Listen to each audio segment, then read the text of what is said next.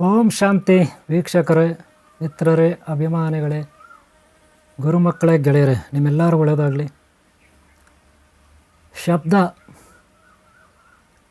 ಶಬ್ದ ಬೀಜಾಕ್ಷರ ಮಂತ್ರಗಳು, ಇವುಗಳ ತರಂಗಗಳು, ಇದ್ರ ಬಗ್ಗೆ ನಾವು ಇವತ್ತು ಒಂದಷ್ಟು ಮಾಹಿತಿಯನ್ನು ತಿಳ್ಕೊಳ್ಳೋಣ.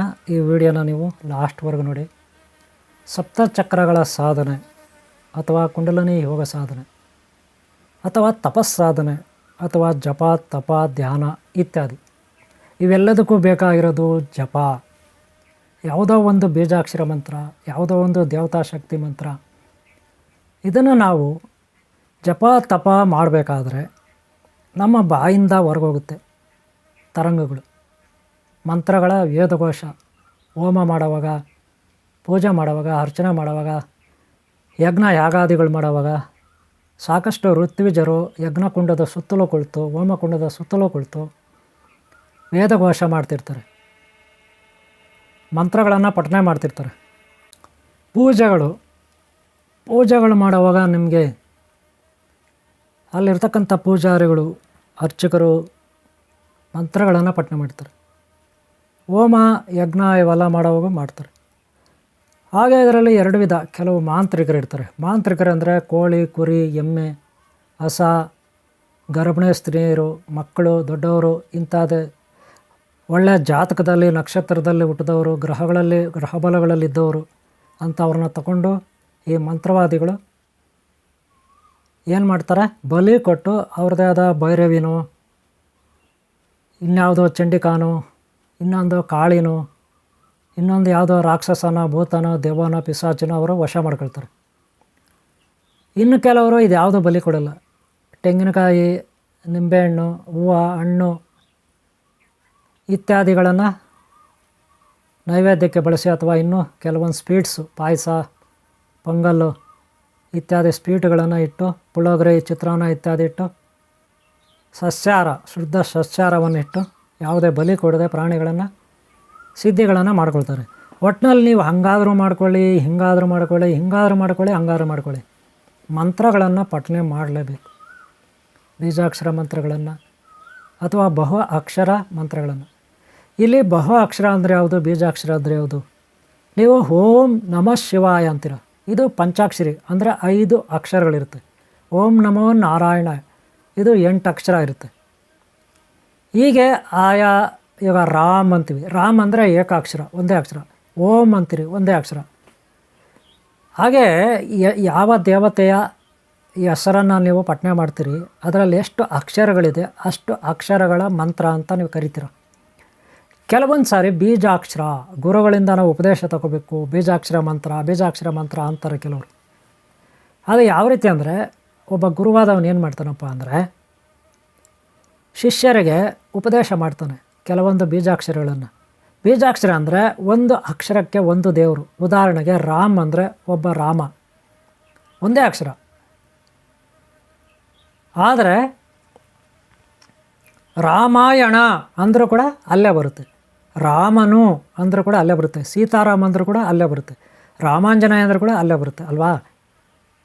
ಹನುಮ ಅಂದರೆ 3 ಅಕ್ಷರ, ಮಾರುತಿ ಅಂದರೆ 3 ಅಕ್ಷರ, ರಾಮಾಂಜನೇಯ ಅಂದರೆ ತುಂಬ, ಶ್ರೀ ಆಂಜನೇಯಂ ಅಂದರೆ ತುಂಬ ಅಕ್ಷರಗಳು. ಹಾಗೆ ಅದಕ್ಕೆ ನಾವು ಗಣಪತಿ ಅಂದರೆ ಎಷ್ಟು, 3 ಅಕ್ಷರ. ಗಣಪತಿ 4 ಅಕ್ಷರ ಬರುತ್ತೆ. ಗಣೇಶ ಅಂದರೆ 3 ಅಕ್ಷರ ಬರುತ್ತೆ ಅಲ್ವಾ. ಆದರೆ ಗಮ್ ಅಂದರೆ ಒಂದೇ ಅಕ್ಷರ. ಗಮ್ ಅಂದರೆ ಒಂದೇ ಅಕ್ಷರ. ನೀವು ಗಮ್ ಅಂದರೂ ಗಣಪತಿನೇ, ವಿನಾಯಕನೇ, ವಿಘ್ನೇಶ್ವರನೇ. ವಿಘ್ನೇಶ್ವರ ಅಂದರೆ ಒಂದೇ, ವಿನಾಯಕ ಅಂದರೆ ಒಂದೇ. ಅಷ್ಟುದ್ದ ಹೇಳೋ ಬದಲು ಒಂದೇ ಒಂದು ಅಕ್ಷರ ಹೇಳೋದು ಗಮ್ ಅಂತ ಅಲ್ವಾ. ಇದು ಬೀಜಾಕ್ಷರ. ಓಂ ಅಂದರೆ ಏನು?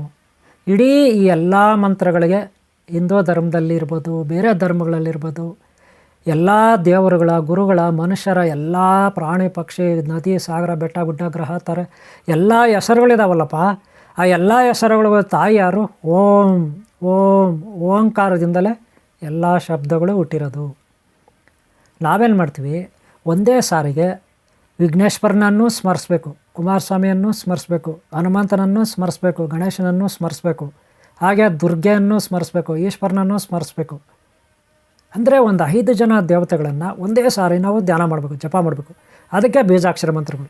ನೋಡಿದ್ರಲ್ಲ, ಓಂ réಂ ರಾಂ ರೈಂ ಗಂ ಸಂ ಕ್ಲೀಂ ನಮಃ ಅಂತಾರೆ. ಹಂಗಂದ್ರೆ ಏನು? ಇಷ್ಟೂ ದೇವತೆಗಳು ಬೀಜಾಕ್ಷರ ಒಂದೊಂದು ಬೀಜಾಕ್ಷರ ಒಂದೊಂದು ದೇವರು ಒಂದೇ ಸಾರಿ ಅಷ್ಟು ಜನ ತಿಳ್ಕೊಳ್ಳೋದು. ಅದಕ್ಕೆ ಶಾರ್ಟಾಗಿ ಧ್ಯಾನ ಮಾಡಲಿಕ್ಕೆ, ಶಾರ್ಟಾಗಿ ಪಠನೆ ಮಾಡಲಿಕ್ಕೆ 5 ಜನ ದೇವತೆಗಳ ಹೆಸರನ್ನು ಒಂದೇ ಸಾರಿ ಏಕಕಾಲವಾಗಿ ಶಾರ್ಟಾಗಿ ಜಪ ಮಾಡಿದ್ರೆ ಅಷ್ಟೂ ಜನದ ಶಕ್ತಿ, ಅಷ್ಟೂ ಜನದ ಸಾಮರ್ಥ್ಯ, ಅಷ್ಟೂ ಜನದ ಸಿದ್ಧಿ ನಮಗಾಗುತ್ತೆ ಅನ್ನೋದು ಇದರ ಅರ್ಥ. ಅದಕ್ಕೆ ಬೀಜಾಕ್ಷರಗಳನ್ನು ಜೋಡಿಸಿ ನಾವು ಈ ರೀತಿ ಗುರುಗಳು ಶಿಷ್ಯರಿಗೆ ಉಪದೇಶ ಕೊಟ್ಟಾಗ ಅವರು ಶಿಷ್ಯರು ಇದನ್ನು ಪಠನೆ ಮಾಡಿ ಇವ್ರು ಹೇಳ್ಕೊಟ್ಟಿರ್ತಾರೆ ಯಾವ ಟೈಮಲ್ಲಿ ಅದನ್ನು ಪಠನೆ ಮಾಡಬೇಕು, ಭಾನುವಾರನ, ಶುಕ್ರವಾರನ, ಮಂಗಳವಾರನ, ಶನಿವಾರನ ಅಂತ ಅವ್ರು ಹೇಳ್ಕೊಡ್ತಾರೆ. ಯಾವ ಬೀಜಾಕ್ಷರ ಕೊಟ್ಟಿದ್ದಾರೆ, ಬೀಜಾಕ್ಷರಗಳು ಯಾವ ಮಂತ್ರ ಉಪದೇಶ ಮಾಡಿದ್ದಾರೆ ಅದು ಆಧಾರದ ಮೇಲೆ ಅವರಿಗೆ ಅಮಾವಾಸ್ಯೆನ, ಪೌರ್ಣಮಿನ, ಮತ್ತು 100 ಸಾರಿನ, 1000 ಸಾರಿನ, ಲಕ್ಷ ಜಪನ, ಒಂದು ದಿನಕ್ಕೆ ಎಷ್ಟು ನಿಮಿಷ ಕೂರಬೇಕು, ಹೇಗೆ ಕೂರಬೇಕು, ಇದೆಲ್ಲ ಟೋಟಲಾಗಿ ಹೇಳ್ಕೊಟ್ಟಿರ್ತಾರೆ. ಅದರಂತೆ ಶಿಷ್ಯರು ನಡ್ಕೋಬೇಕು. ಓಕೆನಾ? ಆಮೇಲೆ ಸಸ್ಯಾಹಾರನ, ಮಾಂಸಾಹಾರನ, ಆಹಾರ ಪದ್ಧತಿ ಹೇಗೆ ಇದೆಲ್ಲ ಹೇಳ್ಕೊಡ್ತಾರೆ. ಬ್ರಹ್ಮಚರ್ಯ ಪಾಲನೆ ಮಾಡಬೇಕಾ ಬೇಡವಾ ಇದೆಲ್ಲ ಹೇಳ್ಕೊಟ್ಟಿರ್ತಾರೆ. ಆಮೇಲೆ ಮದುವೆ ಆಗಿರೋರು ಹೇಗೆ, ಮದುವೆ ಆಗದಿರೋರು ಹೇಗೆ, ಮಕ್ಕಳು ಹೇಗೆ, ದೊಡ್ಡವರು ಹೇಗೆ ಜಪ ಮಾಡಬೇಕು, ಇದನ್ನು ಎಷ್ಟೆಷ್ಟು ಮಾಡಬೇಕು, ಹೇಗೆ ಮಾಡಬೇಕು, ಹಾಗೆ ಗರ್ಭಿಣಿ ಸ್ತ್ರೀಯರು ಹೇಗೆ, ಆಮೇಲೆ ವಿಧವೆಯರು ಹೇಗೆ, ಯಾರಾದರೂ ಮಾಡ್ಬೋದು. ವಿಧವೆಯರನ್ನಾಗಿರಿ, ಗರ್ಭಿಣಿ ಸ್ತ್ರೀಯರಾಗಿರಿ, ಯಂಗ್ಸ್ರಾಗಿರಿ, ಮಕ್ಕಳಾಗಿರಿ, ದೊಡ್ಡ ಯಾರು ಬೇಕಾದ್ರೂ ನನ್ನ ಪ್ರಕಾರ ನೀವು ಧ್ಯಾನ ಜಪ ಮಾಡ್ಬೋದು, ಹೊಲಿಸ್ಕೋಬೋದು, ಸಿದ್ಧಿ ಮಾಡ್ಕೋಬೋದು. ಓಕೆನಾ? ಇದು ಹೇಗೆ ಮಾಡೋದು, ಕೂತ್ಕೊಳ್ಳೋದು ಎಲ್ಲ ನಾನು ಹಿಂದೆ ಹೇಳಿದ್ದೀನಿ. ಜಪ ತಪ ಧ್ಯಾನ ನಂದು ವೀಡಿಯೋಗಳಿದೆ, ಹಾಕಿದ್ದೀನಿ, ಶೇರ್ ಮಾಡಿದ್ದೀನಿ, ಅಪ್ಲೋಡ್ ಮಾಡಿದ್ದೀನಿ, ನೋಡಿ. ಆದರೆ ಇಲ್ಲಿ ವಿಚಾರ ಏನಪ್ಪ ಅಂದರೆ ಶಬ್ದ, ನಮ್ಮ ಬಾಯಿಂದ ಬರ್ತಕ್ಕಂಥ ಬೀಜಾಕ್ಷರಗಳ ಶಬ್ದ, ಅದರಿಂದ ಹೆಂಗೆ ದೇವತೆಗಳು ಬಂದು ನಮ್ಮ ಮುಂದೆ ನಿಂತ್ಕೊಬಿಡ್ತಾರೆ, ಹೆಂಗೆ ಅದು ಒಲ್ಬಿಡುತ್ತೆ ನಮಗೆ. ನೋಡ್ರಿ, ಪ್ರತಿ ಶಬ್ದಕ್ಕೂ ನಾವು ಮಾತಾಡುವಾಗ ನಮ್ಮ ಶರೀರದಲ್ಲಿ ಮೂಳೆಗಳು ವೈಬ್ರೇಟ್ ಆಗುತ್ತೆ. ನಮ್ಮ ಮೂಳೆಗಳು, ನರಗಳು ವೈಬ್ರೇಟ್ ಆಗುತ್ತೆ. ಅವುಗಳಿಂದ ಮೂಳೆ, ನರ ಇವುಗಳಿಂದ ಬಂದಂಥ ಶಬ್ದನೇ ಹೊರಗಡೆ ಬರೋದು. ಈಗ ಶ್ವಾಸಪಟಲ, ವಿಶುದ್ಧಿ ಚಕ್ರ, ಇಲ್ಲಿ ಶ್ವಾಸಪಟಲ ಇರುತ್ತೆ. ಅದರಿಂದ ಶಬ್ದ ನಾಲ್ಗೆಗೆ ಬರುತ್ತೆ. ನಾಲ್ಗೆ ಯಾವ ರೀತಿ ಬೇಕೋ ಆ ರೀತಿ ಕನ್ವರ್ಟ್ ಮಾಡುತ್ತೆ ಶಬ್ದವನ್ನು. ಇಲ್ಲಿಂದ ಬರೋದು ಒಂದೇ ಶಬ್ದ, ಓಂಕಾರ. ಆದರೆ ಇಲ್ಲಿ ಬಂದಾಗ ಅದು ಬೇರೆ ಬೇರೆ ಥರ ಮಾತಾಡುತ್ತೆ. ಊಟ, ಅನ್ನ, ನೀರು, ಗಾಳಿ, ಆ ರೀತಿ. ಆದರೆ ನಾವು ಯಾರಿಗಾದರೂ ನಮಸ್ಕಾರ ಮಾಡಿ ನಮಸ್ತೆ ಗುರುಗಳೇ, ಪ್ರಣಾಮ್ ಗುರುಗಳೇ, ಧನ್ಯವಾದ, ಧನ್ಯೋಸ್ಮಿ ಅಂದರೆ ಅವ್ರಿಗೆ ಖುಷಿ ಆಗುತ್ತೆ. ಯಾರಿಗೆ?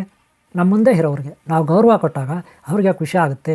ಅವರು ನಮಗೆ ಸ್ವಾಗತ ಮಾಡ್ತಾರೆ, ಅಥವಾ ಏನಾದರೂ ಸಹಾಯ ಮಾಡ್ತಾರೆ, ಆಶೀರ್ವಾದ ಮಾಡ್ತಾರೆ ಅಲ್ವಾ?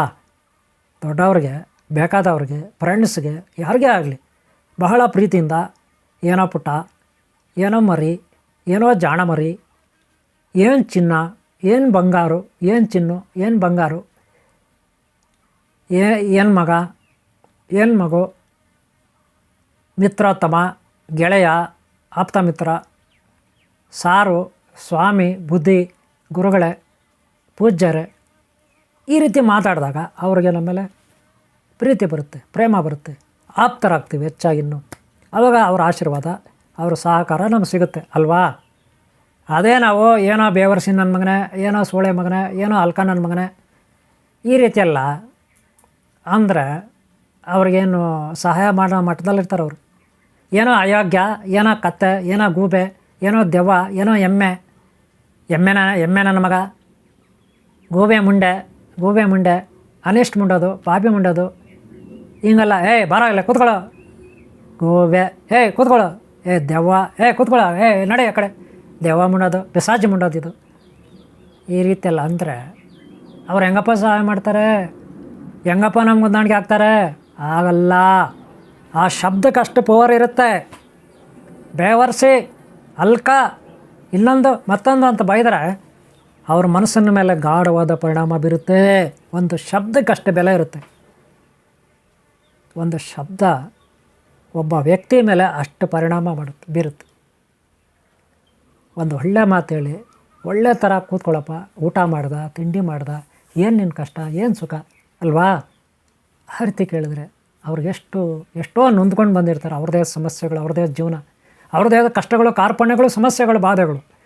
ನಾವು ಒಳ್ಳೆ ಮಾತಿಂದ ಅವ್ರನ್ನ ಮಾತಾಡ್ಸಿದ್ರೆ, ಏನು ಚಿನ್ನೋ ಊಟ ಆಯ್ತಾ, ಏನು ಬಂಗಾರ ಊಟ ಆಯ್ತಾ, ತಿಂಡಿ ಮಾಡಿದ್ಯಾ, ಊಟ ಮಾಡಿದ್ಯಾ, ಯಾಕೊಂಥರ ಇದೆಯಾ, ಕೂತ್ಕೋ, ನೀರು ಕೊಡಲಾ, ಕುಡಿಲಿಕ್ಕೆ ನೀರು ಕೊಡಲಾ, ಟೀ ಕುಡಿತೀಯಾ, ಹಾಲು ಕುಡಿತೀಯಾ, ಹಣ್ಣು ತಿಂತೀಯ, ಅದು ಕೂತ್ಕೊಳ್ಳೋಕೆ ಒಂದು ಬಂದ ತಕ್ಷಣ ಒಂದು ಚೇರು ಚಾಪೆನೋ ಏನೋ ಒಂದು ಕೂತ್ಕೊಳ್ಳೋಕ್ಕೆ ಜಾಗ ಕೊಟ್ಟು ಅವ್ರಿಗೆ ಈ ರೀತಿ ಕಷ್ಟ ಸುಖ ಕೇಳಿದಾಗ ಎಷ್ಟು ಪ್ರೀತಿ ಆಗುತ್ತಲ್ಲ ನಮ್ಮ ಮೇಲೆ ಅವ್ರಿಗೆ ಅಲ್ವಾ.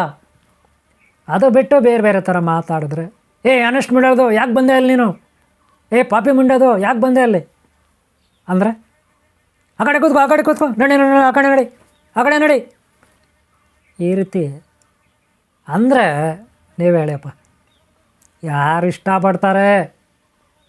ಪಡಲ್ಲ. ಶಬ್ದಕ್ಕಷ್ಟು ಬೆಲೆ ಇರುತ್ತೆ. ಶಬ್ದ ನಿರ್ಮಲ, ಶುದ್ಧ. ಬೆಂಕಿ ಹೇಗೆ ದಗದಗ ಅಂತ ಉರಿಯುತ್ತೆ ಬೆಂಕಿ, ಅದು ಶುದ್ಧವಾಗಿರುತ್ತೆ, ಅದರಲ್ಲಿ ಯಾವುದೇ ಮಲಿನ ಇರೋಲ್ಲ. ಹಾಗೆ ಶಬ್ದ ಶುದ್ಧವಾಗಿದ್ದರೆ ಒಬ್ಬ ಮನಸ್ಸಿನ ಮೇಲೆ, ಬೇರೆಯವರ ಮನಸ್ಸುಗಳ ಮೇಲೆ, ಅದು ಪ್ರಾಣ ಇರಲಿ, ಪಕ್ಷಿ ಇರಲಿ, ಗ್ರಹ ಇರಲಿ, ತಾರ ಇರಲಿ, ಮರ ಗಿಡ ಬೆಟ್ಟ ಗುಡ್ಡ ಇರಲಿ, ನೀವು ನಮಸ್ಕಾರ ಮಾಡಿ. ವೃಕ್ಷ ದೇವತೆ, ಮರ ದೇವತೆ, ವೃಕ್ಷಗಳ ದೇವತೆ ಪ್ರಣಾಮ ಅನ್ನಿ. ಆ ವೃಕ್ಷ ದೇವತೆಗೆ ನಿಮ್ಮ ಮೇಲೆ ಪ್ರೀತಿ ಆಗುತ್ತೆ, ಪ್ರೇಮ ಬರುತ್ತೆ. ನದಿ ದೇವತೆ, ನದಿಯೇ ಗಂಗಾ ನದಿ, ಪಾತಾಳ ಗಂಗಾ ಚ ಯಮುನಾ ಚ ಇವ ಗೋದಾವರಿ ಬ್ರಹ್ಮಪುತ್ರ ತುಂಗಭದ್ರಾ ಕಾವೇರಿ ಶಂಶ ಅರ್ಗಾವತಿ ಆಟಗೇಶ್ವರ ಸಿದ್ದೇಶ್ವರ ಧರ್ಮಸ್ಥಳ ಗೋಕರ್ಣ ಶ್ರೀಶೈಲ ಶ್ರೀ ತಿರುಪತಿ ಅಂತರಂಗ ಕೊಡ್ಲೇಶ್ವರ ಗುಟ್ಟಳ ಸೀತಿ ಕೈವರ ಕಾಶಿ ಹೊಸ ತಿರುಮಕುಡ್ಲು ಲಕ್ಕೋಜ್ನಹಳ್ಳಿ ರಾಮಹಳ್ಳಿ ಶ್ರೀನಿವಾಸಪುರ ಗಂಗೆ ಹಳ್ಳ ಗೌರಿಬಿದನೂರು ಪುಣ್ಯತೀರ್ಥಕ್ಷೇತ್ರಗಳ ಪುಣ್ಯತೀರ್ಥ ಸಾಗರ ನದಿ ವಂಡಕುಂಡ ಗಂಗಾಜಲಂ ಪ್ರಣಾಮ್ ಪ್ರಣಾಮ್ ಗಂಗಾ ಮಾತಾ ಅಂದರೆ ಎಷ್ಟು ಪ್ರೀತಿ ಆಗುತ್ತಲ್ಲ ಆ ಸಾಗರ ನದಿ ವಂಡಕುಂಡಕ್ಕೆ. ಆ ಆಶೀರ್ವಾದ ನಮಗೆ ಸಿಗುತ್ತಲ್ವ, ನಮ್ಮನ್ನು ರಕ್ಷಿಸ್ತಾರಲ್ವ. ಹಾಗೆ ದೇವಸ್ಥಾನ ಹತ್ರ ಹೋದರೆ, ಬೆಟ್ಟದ ಹತ್ರ ಹೋದರೆ, ಮರಗಳ ಹತ್ರ ಹೋದರೆ, ದೊಡ್ಡವ್ರ ಹತ್ರ, ಚಿಕ್ಕರ ಹತ್ರ, ಕಾಮಧೇನುವನ್ನು ನೀವು ನೋಡಿದ್ರೆ, ಬಸವನನ್ನು ನೀವು ನೋಡಿದ್ರೆ, ನಮಸ್ಕಾರ ಮಾಡಿದ್ರೆ, ನವಿಲು, ಸರ್ಪಗಳು ಅವುಗಳು ನೋಡಿದಾಗ ನಮಸ್ಕಾರ, ಮಂಗ, ಪ್ರತಿಯೊಂದು ಪ್ರಾಣಿಯಲ್ಲೂ ದೇವರು ಇರ್ತಾನೆ. ಅದನ್ನು ಅರ್ಥ ಮಾಡ್ಕೋಬೇಕು, ಆ ಶಕ್ತಿಯನ್ನು, ಅವುಗಳ ಭಾಷೆಯನ್ನು ಅರ್ಥ ಮಾಡ್ಕೋಬೇಕು, ಅವುಗಳ ಸ್ವರಗಳು ಬೀಜಾಕ್ಷರಗಳನ್ನು ಅರ್ಥ ಮಾಡ್ಕೋಬೇಕು, ಅವುಗಳಲ್ಲಿರ್ತಕ್ಕಂಥ ಚೈತನ್ಯ ದೈವತ್ವವನ್ನು ಅರ್ಥ ಮಾಡ್ಕೋಬೇಕು. ನಾಯಿಯಲ್ಲಿ ಭೈರೇಶ್ವರವನ್ನು ಕಾಣಬೇಕು, ಆನೆಯಲ್ಲಿ ಗಣಪತಿಯನ್ನು ಕಾಣಬೇಕು, ಸರ್ಪಗಳಲ್ಲಿ ನಾಗದೇವತೆಯನ್ನು ಕಾಣಬೇಕು, ಗಿಳಿಯಲ್ಲಿ ಶುಕ ಮಹರ್ಷಿಯನ್ನು ಕಾಣಬೇಕು, ನವಿಲಲ್ಲಿ ಕುಮಾರಸ್ವಾಮಿಯನ್ನು ಕಾಣಬೇಕು, ನಾಗಸರ್ಪನಲ್ಲಿ ಆದಿಶೇಷನನ್ನು ನೋಡಬೇಕು, ದನ ಹಸು ಎತ್ತು ಅಂತೀವಲ್ಲ ನೀವು ಗೂಳಿ, ಅದರಲ್ಲಿ ಬಸವ ಕಾಮಧೇನುವನ್ನು ನೋಡಬೇಕು ಅಲ್ವಾ. ಆಗ ನೋಡ್ರಿ, ನಮಸ್ಕಾರ ಮಾಡಿ ಗೌರವ ಕೊಡ್ರಿ, ಹಿಂಸೆ ಕೊಡಬೇಡಿ. ಈ ಪ್ರಕೃತಿಯಲ್ಲಿ ಎಲ್ಲ ಕಡೆ ದೇವರು ನಿಮ್ಗೆ ಕಾಣಿಸ್ತಾನೆ. ಅದೇ ನೀವು ಕೆಟ್ಟದಾಗ ನೋಡಿದ್ರೆ, ಈ ಹಸುಗಳನ್ನು ಕೊಯ್ಕೊಂಡು ತಿಂತಾರೆ, ಅದರ ಕೆಚ್ಚಲನ್ನು ಕೊಯ್ದು, ಹಸು ಹಾಲು ಕೊಡುತ್ತೆ ನಮಗೆ ತಾಯಿ ಥರ, ಎಮ್ಮೆ ಹಾಲು ಕೊಡುತ್ತೆ, ಮೇಕೆ ಹಾಲು ಕೊಡುತ್ತೆ ನಮಗೆ ತಾಯಿ ಥರ. ಅದರ ಕೆಚ್ಚಲನ್ನು ಕೊಯ್ಕೊಂಡು ತಿಂದರೆ ತಾಯಿಯನ್ನೇ ಕೊಯ್ಕೊಂಡು ತಿಂದಂಗಲ್ಲನ್ರಿ ಅಲ್ವಾ. ನಾವು ಸಾಕಿದ ಕುರಿ, ಮೇಕೆ, ಕೋಳಿ ಹಿಂಗೆ ಏನೇನೋ ನಾವು ಸಾಕ್ತೀವಿ ಪ್ರೀತಿಯಿಂದ, ಅವುಗಳನ್ನು ಕೊಯ್ಕೊಂಡು ತಿಂದರೆ ಏನಾಗುತ್ತೆ ರೀ? ನಮ್ಮ ಮಕ್ಕಳನ್ನು ಕೊಯ್ಕೊಂಡು ತಿಂದಂಗಲ್ವ? ಅಲ್ವಾ ಹೇಳಿ ಅಲ್ವಾ? ಇದು ನ್ಯಾಯನ?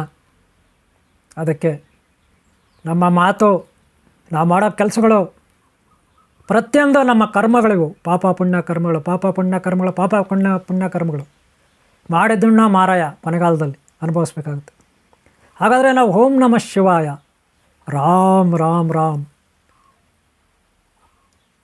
Om Shakti home, Om Shakti home, Om Shakti home, ಓಂ ನಮೋ ಭಗವತೆ ನಾರಾಯಣ, ಈ ರೀತಿ ಮಂತ್ರಗಳನ್ನು ನಾವು ಜಪ ಮಾಡಿದಾಗ ನಮ್ಮ ಬಾಯಿಂದ ಆ ಸ್ವರಗಳು ಹೋಗುತ್ತೆ. ನಾವು ಅವರನ್ನು ಧ್ಯಾನ ಮಾಡ್ತೀವಿ. ಅವರು ಕೈಯಲ್ಲಿ ಬಿಲ್ಲು ಬಾಣ ಹಿಡ್ಕೊಂಡಿದ್ದಾರೆ, ಕೈಯಲ್ಲಿ ಗದೆ ಹಿಡ್ಕೊಂಡಿದ್ದಾನೆ ಹನುಮಂತ, ಶ್ರೀಕೃಷ್ಣ ಕೊಲಲ್ಲಿ ಹಿಡ್ಕೊಂಡಿದ್ದಾನೆ, ಶಿವ ತ್ರಿಶೂಲ ಹಿಡ್ಕೊಂಡಿದ್ದಾನೆ. ಈ ರೀತಿ ನಾವು ಧ್ಯಾನ ಮಾಡ್ತೀವಿ. ಬಾಯಿಂದ ಅವರು ನಾಮವನ್ನು ಪಠನೆ ಮಾಡ್ತೀವಿ. ಆ ತರಂಗಗಳು ಹೋಗ್ತವೆ ಹೋಗ್ತವೆ ಹೋಗ್ತವೆ. ಒಂದು ಹೊಸ ಮನೆ ಅಥವಾ ಬೆಟ್ಟ ಗುಡ್ಡ, ನೀವು ಅಲ್ಲಿ ಓ ಅಂದರೆ ಸಾಕು, ಅವು 7 ಬಾರಿ ಓ ಓ ಓ ಓ ಅಂತವೆ. ಒಂದು ಬೆಟ್ಟದ ಹತ್ರ ಎಲ್ಲೋ ಒಂದು ಕಡೆ ನಿಂತ್ಕೊಂಡು ಮಾತಾಡಿದ್ರೆ, ಗುಹೆಗಳ ಹತ್ರ ಹೊಸ ಮನೆಯಲ್ಲಿ ಮಾತಾಡಿ ಒಂದು ಸಾರಿ ನೀವು ಮಾತಾಡಿದ್ರೆ ಅವು 7 ಸಾರಿ ಸೌಂಡ್ ಬರುತ್ತೆ ಯಾಕೋ. ಅದೇ ರೀತಿ ನಿಮ್ಮ ಬಾಯಿಂದ ಹೋದಂಥ ಓಂ ನಮಃ ಶಿವ ಅಂತ ನೀವು ಒಂದು ಸಾರಿ ಅಂದರೆ ಅದು 7 ಬಾರಿ ಪ್ರಕೃತಿ ವಾಪಸ್ ಮಾಡುತ್ತೆ, ರಿಟರ್ನ್ ಮಾಡುತ್ತೆ.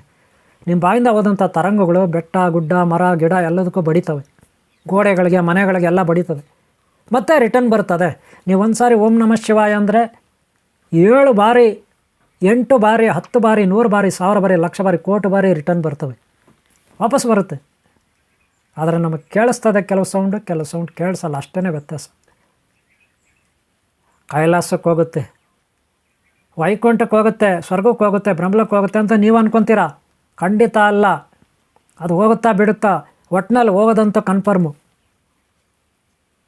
ಅದು ಹೋಗ್ತಾ ಇರುತ್ತೆ ಸೌಂಡು. ಯಾವುದೋ ಒಂದು ಅಡ್ಡ ಬಂದಾಗ, ಬಂಡೆಕಲ್ಲು, ಇನ್ನೊಂದು ಗುಟ್ಟ ಬೆಟ್ಟ ಯಾವುದೋ ಅಡ್ಡ ಬಂದಾಗ ವಾಪಸ್ ಬರುತ್ತೆ. ಮತ್ತೆ ಅದು ಬಂದು ನಿಮ್ಮ ಹತ್ರನೇ ಬಂದು ನಿಮಗೆ ತಟ್ಟುತ್ತೆ. ಅಂದರೆ ನಿಮ್ಮ ಮುಂದೆ ಬಂದು ನಿಲ್ಲುತ್ತೆ. ನೀವು ಓಂ ನಮಃ ಶಿವಾಯ ಅಂದರೆ ಅದು ಹೋಗಿ ಮತ್ತೆ ವಾಪಸ್ ಬರುತ್ತೆ, ಎಲ್ಲೋ ಒಂದು ಕಡೆ ಬಡಿದು. ಮತ್ತೆ ನಿಮ್ಮ ಮುಂದೆ ಬಂದು ಅದು ನಿಂತ್ಕೊಳ್ಳುತ್ತೆ ಶಿವನ ರೂಪದಲ್ಲಿ. ರಾಮ್ ರಾಮ್ ಅಂತೀರ, ಅದು ಹೋಗುತ್ತೆ ಸೌಂಡು, ಮತ್ತೆ ವಾಪಸ್ ಬಂದು ರಾಮನ ರೂಪದಲ್ಲಿ ನಿಮ್ಮ ಮುಂದೆ ನಿಂತ್ಕೊಳ್ಳುತ್ತೆ. ಯಾಕಂದರೆ ಆ ರೂಪ ನಿಮ್ಮ ಮನಸ್ಸಿನಲ್ಲಿದೆ. ಬಣ್ಣಗಳು ಬಣ್ಣಗಳು ಬಣ್ಣಗಳು ಬಣ್ಣಗಳು ಆ ಬಣ್ಣಗಳು ನಿಮ್ಮ ಮನಸ್ಸಿನಲ್ಲಿದೆ. ರಾಮ ಹೆಂಗಿರ್ತಾನೆ, ಶಿವ ಹೆಂಗಿರ್ತಾನೆ, ಈ ರೂಪ ಇರುತ್ತೆ ಅಂತ. ಅದೇ ರೀತಿ ಅವ್ರು ಬಂದು ನಿಂತ್ಕೊಳ್ತಾರೆ. ಅಂದರೆ ನಿಮ್ಮ ಮನಸ್ಸಿನಲ್ಲಿ ಭಾವನೆಗಳಲ್ಲಿ ಬಣ್ಣ ಇದೆ. ನಿಮ್ಮ ಭಾವನೆಗಳಲ್ಲಿ ರಾಮ, ಹನುಮಂತ, ಶಿವ, ದುರ್ಗೆ, ಚಾಮುಂಡಿ ಇತ್ಯಾದಿ ಇದೆ. ಆದರೆ ಬಾಯಿನಲ್ಲಿ ಅವ್ರ ಮಂತ್ರ ಇದೆ. ಇವೆಲ್ಲ ಒಟ್ಟಿಗೆ ಸೇರಿದಾಗ ಅಲ್ಲೊಂದು ರೂಪ ಕ್ರಿಯೇಟ್ ಆಗುತ್ತೆ. ಆಮೇಲೆ ಅದು ನಿಮಗೆ ಬಂದು ನಿಂತ್ಕೊಂಡಾಗ ನಿಮ್ಗೆ ಗೊತ್ತಾಗುತ್ತೆ. ಅವಾಗ ನೀವು ನಮಸ್ಕಾರ ಮಾಡಿ ವರ ಕೇಳ್ಕೊಳ್ತೀರ.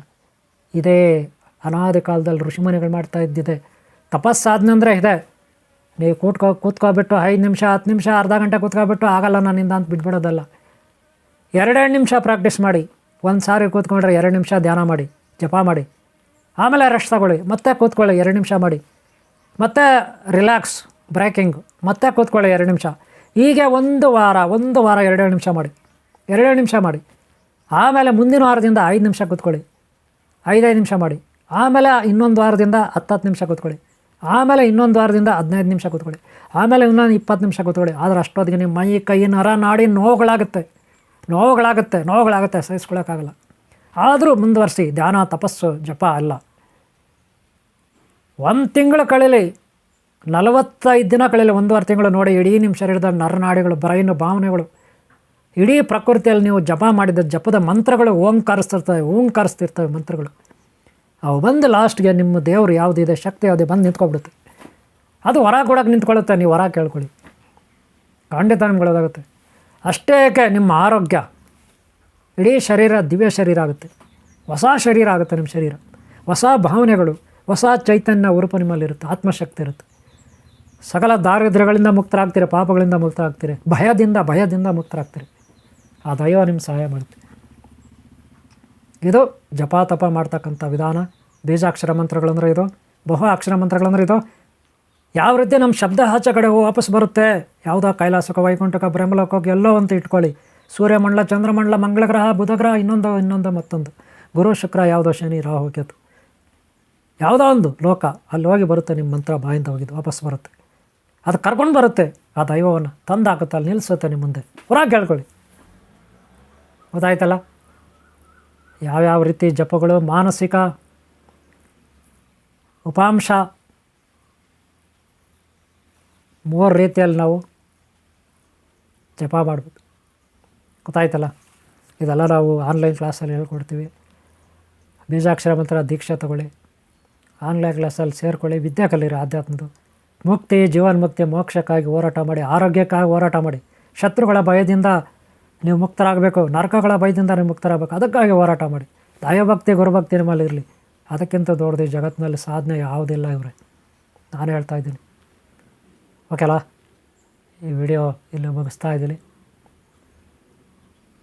ಶಬ್ದ ತರಂಗಗಳಿಂದ ಬೀಜಾಕ್ಷರ ಮಂತ್ರಗಳು ಹೇಗೆ ಕೆಲಸ ಮಾಡುತ್ತೆ ಅನ್ನೋದು. ಎಲ್ಲ ಮಂತ್ರಗಳಿಗೂ ತಾಯಿ ಓಂಕಾರ, ಗಾಯತ್ರಿ ಮಂತ್ರ ನೆನ್ಪಿಟ್ಕೊಳ್ಳಿ. ಓಕೆನಾ. ಇಲ್ಲಿ ಒಳ್ಳೆಯದಾಗಲಿ. ಈ ವಿಡಿಯೋ ಇಷ್ಟ ಆಗಿರೋರು ಲೈಕ್ ಮಾಡಿ. ಹಾಗೆ ಇಂಥರ ವಿಡಿಯೋಗಳು ನಾನು ಸಾಕಷ್ಟು ಶೇರ್ ಮಾಡಿದ್ದೀನಿ, ಜಪ ತಪದ ಬಗ್ಗೆ, ಧ್ಯಾನದ ಬಗ್ಗೆ. ಅವು ನೋಡಿ. ಹಾಗೆ ಮುಂದಿನ ವಿಡಿಯೋಗಳು ನೋಡಿ. ಸಪ್ತಚಕ್ರಗಳ ಬಗ್ಗೆನೂ ವಿಡಿಯೋಗಳು ನಾನು ಶೇರ್ ಮಾಡಿದ್ದೀನಿ ನೋಡಿ. ಹಾಗೆ ಮುಂದಿನ ವಿಡಿಯೋಗಳು ನೋಡಿ. ಸಬ್ಸ್ಕ್ರೈಬ್ ಆಗಿಲ್ಲ ಹಾಕ್ಕೊಳ್ಳಿ, ಒಂದು ಲೈಕ್ ಮಾಡೋದು ಮರಿಬೇಡಿ. ನಿಮ್ಗೆ ಒಳ್ಳೆಯದಾಗಲಿ. ಶುರು ಮಾಡಿ. ಓಂ ಶಾಂತಿ, ಓಂ ಶಾಂತಿ, ಓಂ ಶಾಂತಿ.